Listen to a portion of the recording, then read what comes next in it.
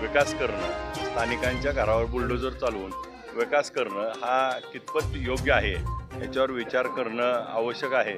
आणि सरकारला मागच्या काळात देखील कॉरिडॉरमध्ये पंढरपूरच्या पेरिफेरल मग रिंग रोड असेल, पंढरपूरच्या बाजूला अजून नदीच्या पलीकड विकास अजून करायचा असेल तर यासाठी सुरुवात करावी आणि पंढरपूरच्या पलीकडचा विकास आधी करून या वारकरी हे त्या ठिकाणी येतात, नदीच्या अलीकडे येतात, दर्शन घेतील आणि पलीकडच्या बाजूला जर विकास केला तर त्या ठिकाणी या लोकांची घरं पाडण्याची आवश्यकता भासणार नाही।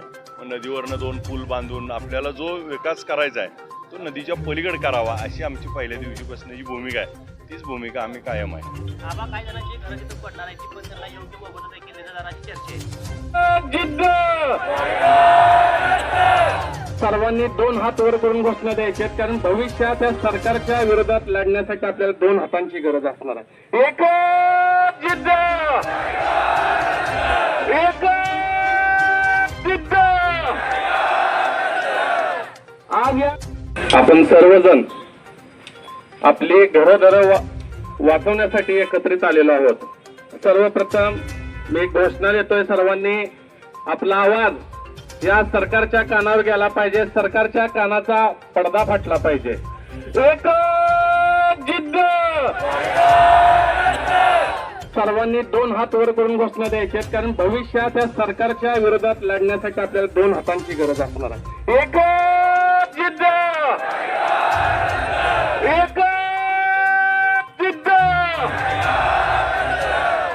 आज या कॉरिडॉर रद्दच्या या मोर्चाच्या प्रसंगी उपस्थित सर्व बंधू भगिनींनो, मला खरं तर या सरकारला सांगायचंय, अगदी सांगायचं म्हणलं तर जुनी नगरपालिकेची इमारत आहे, त्याचबरोबर एवढा मोठा दर्शन मंडप पुन्हा पाडायचं नियोजन आहे, त्याचबरोबर नवीन दर्शन मंडप स्मशानापासून आणायचं नियोजन आहे आणि त्याचबरोबर सरकारचं भलं मोठं MTDCचं भक्त निवास आहे, ते गेले 10-12 वर्ष बंद आहे, याच्याबद्दल कोणीही आवाज उठवलेला नाही।